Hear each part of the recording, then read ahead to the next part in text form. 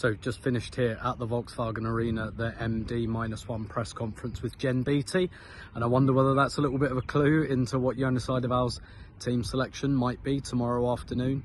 And then Jonas Eidevall himself. I asked Jen a little question about her role recently, because she's finding more minutes, I think, than she was in the first half of the season and in the second half of last season. Arsenal quite often now kind of going to that back three during games, which they did on Wednesday night against Manchester United.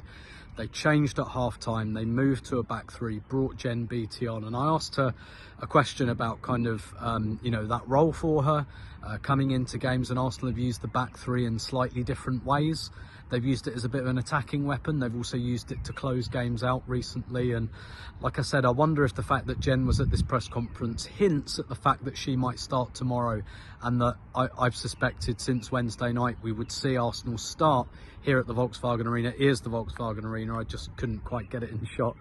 I've speculated that I think Arsenal will start with a back three tomorrow night, perhaps with Jen in, particularly because of the power and the aerial prowess that Wolfsburg's attack has, but also Arsenal are just running out of midfielders, quite frankly, with the injuries to Kim Little and Leah Williamson in midfield. So they do have the option to drop Victoria Pelova back there, but she's been playing on the wing recently, so that takes her away from there.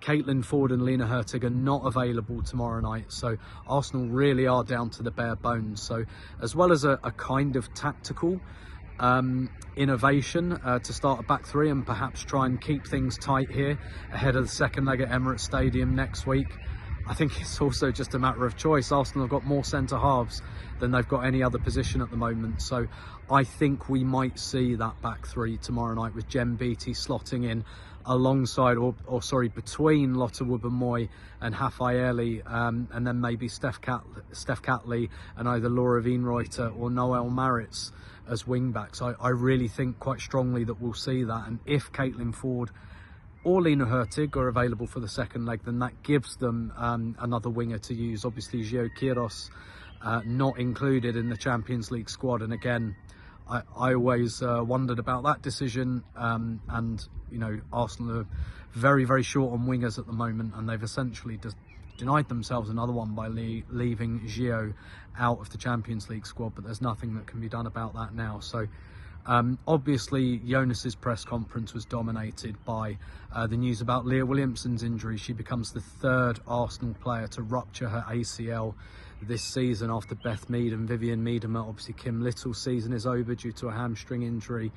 Obviously every time this happens in women's football, which is a lot unfortunately, it always kicks off a big conversation about ACL injuries in women's football, and I did a podcast on a recent Arsecast about that with Andrew, but one of the things I asked Jonas was, even though this is not a particular problem to Arsenal, there are other teams who have multiple ACL injuries. Lyon has been one of them, for example, whether the club would conduct any kind of internal review just for the sake of rigour. And Jonas just said that Arsenal are continually auditing injuries, but he did say that obviously, in his eyes, Arsenal can't put their heads in the sand and just blame external factors. He thinks it's a multitude of factors, which I think it is.